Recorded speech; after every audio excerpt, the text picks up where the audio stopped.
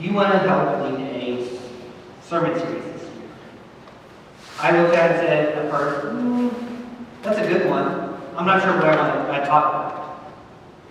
The next day, I'm talking, and I found out exactly what I was supposed to talk about. So I waited, so I was like, no, I don't want to do this. Public speaking is not my forte. This is not something that is the most comfortable for me. But this is where I needed to be. And so what I want to start with, though, is what is, and we'll end up talking about bumper sticker beliefs. I thought about calling it Twitter theology, but that just didn't seem quite as good. And it's what happens when your beliefs boil down to what is on a bumper sticker. Before we get there, though, we've been talking about discernment for a little bit. We're going to talk about what is discernment. What does that actually mean? So, discernment, as defined by Webster's Dictionary, is the ability to show good judgment about the quality of something or someone. See, JD touched on this a couple weeks ago when he told us we need to get the crap out of our lives. But discernment is, how do you know what's the crap and what's good? How do you know what you can hold on to and what you get rid of? And the Apostle Paul actually started to talk about this in Romans. He talked about Romans chapter 10, verses 2 and 3. He said, "For I can testify about them," this is being read about some Christians early on, "that they are zealous for God. They were passionate for Him. But their zeal is not based on knowledge." See, people can get really passionate about things that they know absolutely nothing about. Absolutely nothing. The easiest place to see this, go watch a sports game. You will have a ton of people cheering for a team and have absolutely no idea what the rules are of the game, or how it's going, or what should be going on. But man, they are passionate about cheering for their team. They're out there, they're supporting, whether it's the Cowboys, or the Sooners, or the Golden Hurricane, or the Thunder, or any other sports team. They're out there cheering them on, and they want them to win. And if it's not going their way, it's because the refs cheated. The refs aren't calling a fair game. The other team cheated. It's not going my way. So there's something else wrong, because they don't always understand the game. But how does that apply to us? Well, we're going to play a little game in here. We're going to play a game called Which One is in the Bible? And so there are going to be 5 quotes that come up here, and you're going to see, you can figure out which one's in the Bible. So the first one is, God helps those who help themselves. This too shall pass. Cleanliness is next to godliness. A cheerful heart is good medicine. And money is the root of all evil. I'll give you a minute to think about this. But I will tell you this. I have heard every single one of these said in the church. Every single one of them. They're not all in the Bible. In fact, most of them aren't. In fact, the only one that is in the Bible is a cheerful heart is good medicine. It's Proverbs 17:22. But people are going to say, wait a minute, Ben. Money is the root of all evil is in the Bible. It's part of 1 Timothy, and you're right. But it's taken out of context. It's that 1 Timothy actually says, for the love of money is the root of all evil. And then if you want to go ask your English teacher about how that changes that sentence, though I'm sure they will tell you a whole lot more about it than I can, I just tell you it really makes a difference. It's not how much is in the bank account, it's how much you care about what's in the bank account, which changes that. Some of those other phrases like God helps those who help themselves, that's actually about a guy named Hercules. One or two of you may have heard of him. Has absolutely nothing to do with Christianity. So The point of all that is you have to have knowledge. Knowledge is something that you have to have and able to do to have good discernment. I learned this lesson the hard way. And I told you guys, I quickly figured out what I was supposed to write about.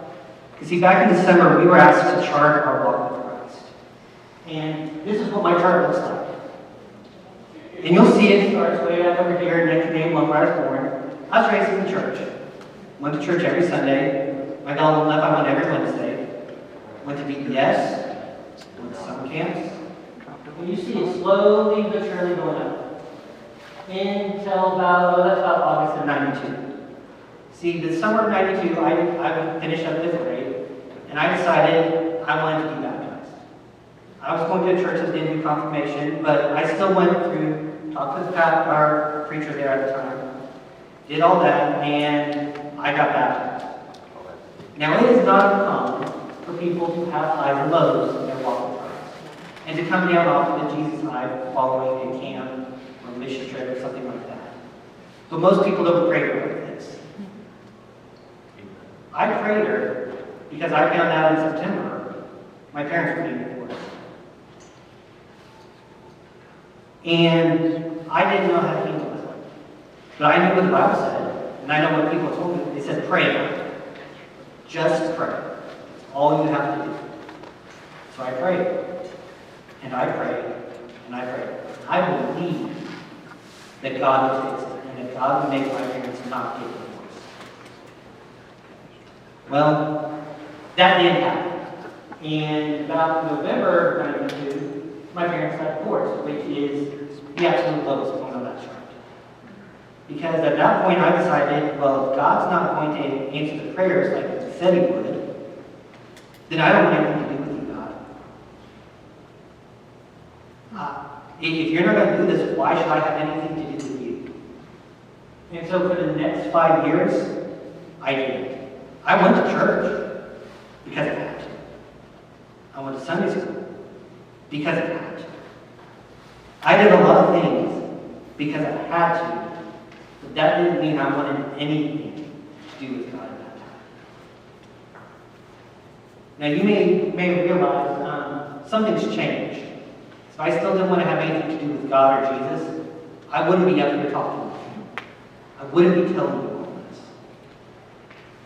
And what changed was I met a person named Jonas.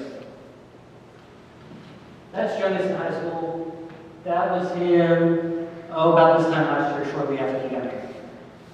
Jonas changed my life.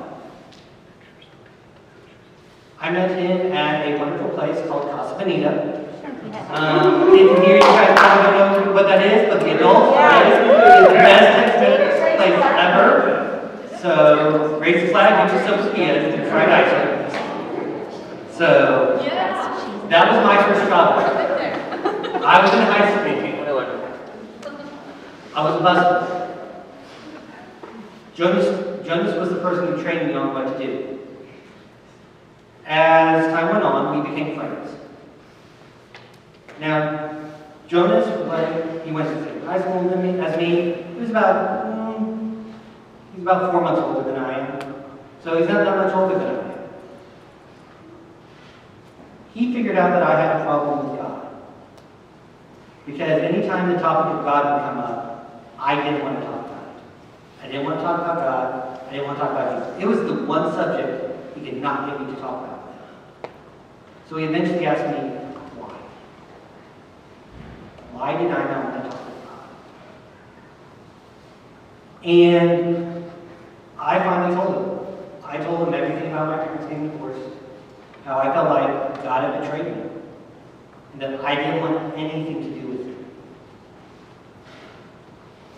And he followed up with another question. He asked me why I thought God should have answered the prayer the way he did. Because, see, it all boiled down to one belief I had. Just pray for it. The modern day version of it that you'll hear a lot of is name it and claim it.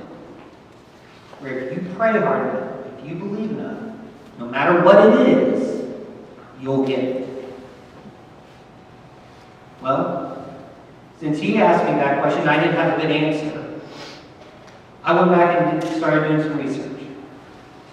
Now, I will tell you this, research was a little bit harder in 1997. Google will not come out for another 2 years at that point, okay? Your cell phone, yeah, it didn't connect to the internet. You were paying by the minute to talk to somebody and paying per text to send a text to somebody. So it took me a little bit longer. I had to use this old-fashioned thing called a concordance. And all that did for me is it gave me all the verses about prayer. It told me it showed me all the verses on prayer, and so I started looking at them all. This was the first time in 5 years I had really studied the Bible. I really looked into it to see what it said. And it was right. It does say, Jesus does say, ask your Father and he will give it to you. But what it also says, in other places, is it talks about how to pray. See, the most famous prayer is probably the Lord's Prayer. From Matthew 6, chapter 9, this is Matthew chapter 6, verses 9 through 10. It says, Our Father who art in heaven, hallowed be thy name. Thy kingdom come, thy will be done. Thy will, not Ben's. Not Andrew's, not Emily's, not Graham's. Not any of your other leaders. God's will. You see, the other one that I read about was Matthew 26:39. This is where Jesus is praying in the Garden of Gethsemane. He's getting ready to go be executed. He's going to die in a horrific manner. And he prays, My Father, if it is possible, may this cup be taken from me. Yet not as I will, but as you will. Jesus was the most perfect person. Jesus understood God better than any of us in this room does. He believed. He had the power to change it. But he knew that it's about God's will. See, when I read through all that, I realized something. I've been angry at God for 5 years. And it was all my fault. I was wrong. Oops.